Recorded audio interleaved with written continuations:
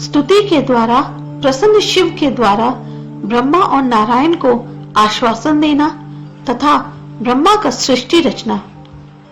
सूत जी बोले, मधुर पीले सफेद नेत्र वाले महादेव जी ने उन दोनों को अधिक नम्र होकर उनका कीर्तन करते हुए देखकर सब कुछ जानते हुए भी क्रीड़ा के लिए अनजान की तरह बोले, इस घोर प्रलय के समुद्र में कमल के नेत्रों वाले आप दोनों महानुभाव कौन हो जो आपस में अत्यधिक प्रेम पूर्वक क्रीड़ा कर रहे हो।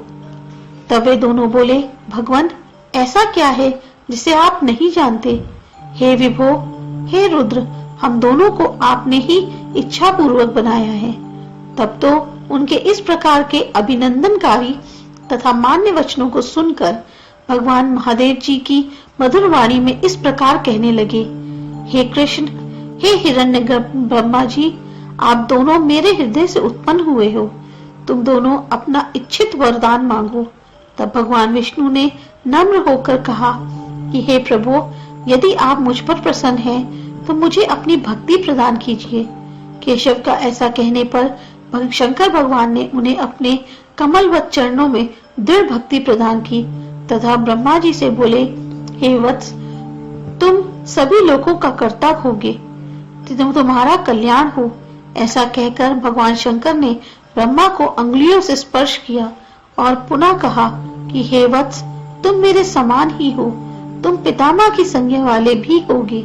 ऐसा कहकर शंकर जी अंतर्ध्यान हो गए। भगवान शंकर के चले जाने पर पद्म योनि ने गोविंद भगवान से पितामह ऐसी नाम वाली संज्ञा प्राप्त की।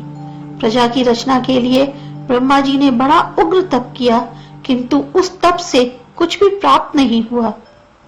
तब दीर्घ काल तक तप करने के बाद ब्रह्मा जी के नेत्रों से आंसू निकलने लगे।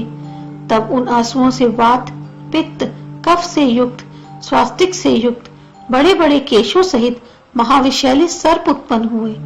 उन्हें देखकर ब्रह्मा जी बोले कि मेरी तपस्या का ऐसा फल है तो मेरे लिए धिक्कार है, क्योंकि यह लोगों को विनाश करने वाली प्रजा है।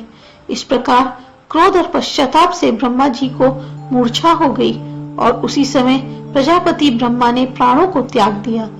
किंतु उनको इस प्रकार शरीर त्यागने पर उनके शरीर से 11 रुद्र उत्पन्न हुए, जो उत्पन्न होते ही रोने लगे।